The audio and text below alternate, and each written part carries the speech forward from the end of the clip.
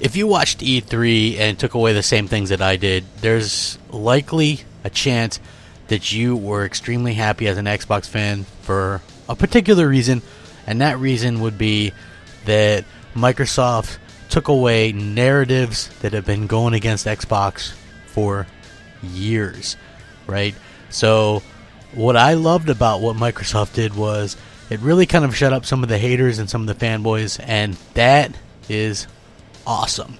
But with that being said, the best part about E3, in my opinion, isn't so much just the games that are getting shown off, but it's also the interviews afterwards with the Xbox executives, and Phil Spencer in particular is always good for some fantastic news after E3, and this is no exception. Hey, what's up everybody, Crapgamer here with Crapgamer Reviews, back with another video. Thank you guys for checking it out. I really do appreciate it. I would also appreciate if you guys could hit that like, share, and subscribe, because it would help out the channel tremendously. And you know what? It'd mean a lot to me personally. It really, really would. And hit that bell as well, because YouTube doesn't like to send out the notifications for when new content drops. So it's going to be awesome. So anyway, Phil Spencer did an interview with Eurogamer of all places. And honestly, it's great. He says, the same team that delivered unprecedented performance with the Xbox One X is deep into architecturing the next Xbox consoles, where we will once again deliver on our commitment to set the benchmark for console gaming. While confirmation that Microsoft is working on a new Xbox consoles, note the plural, because I've been talking about that, wasn't particularly surprising. Hearing it come from Phil Spencer's mouth on stage at this year's E3, why do it now? That's what they asked Spencer during an interview, and he said, Microsoft is committed to video game consoles. They're here to stay. We think people playing great console games is critical to our success. It is how most people think of an Xbox. An Xbox is something you plug into your TV. It's the world's most powerful console. I like saying that. And you get to play great games on your television. I want to continue that. And I don't want this to continue in words. I want it to continue in action. In the last 2 years, we've shipped the S console, which I love, and the X console. We said that what it was going to do, and I love the fact that we're able to deliver on that. Why other people might not want to say, hey, there could be actually another console, when we all know there likely is. It's because it's a, hey, I need to keep people buying the console that's there. When people buy an Xbox, they buy into an ecosystem, and they become an Xbox fan.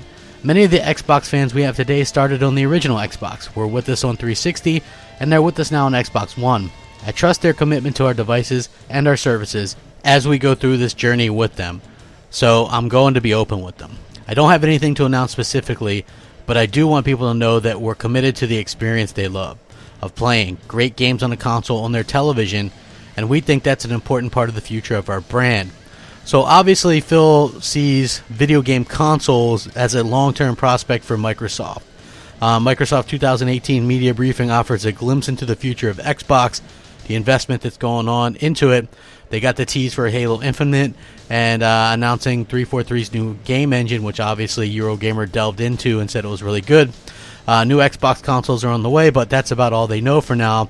We don't know what they're going to be called, how powerful they're going to be, or how they'll work, but Spencer did say that backwards compatibility remains an important selling point for Xbox, so expect that to be a feature of the next consoles. And this is what he said about that. What I would say specifically without announcing anything is I'm very proud of our track record of compatibility and us respecting the purchase of games you've made with us and bringing that to current generation. It's in our core, it's who we are.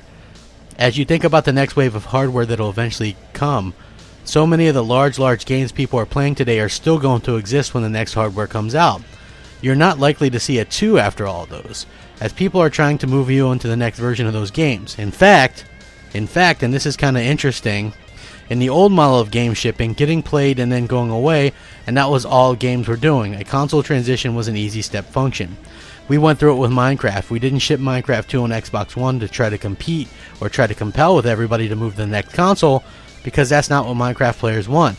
They just want Minecraft to get better. When you look at games like PUBG and Fortnite, and you think about these large games and ecosystems that'll be there when new hardware comes, people are still going to want to play those games, and it's going to be important for us to, as platforms, to support them.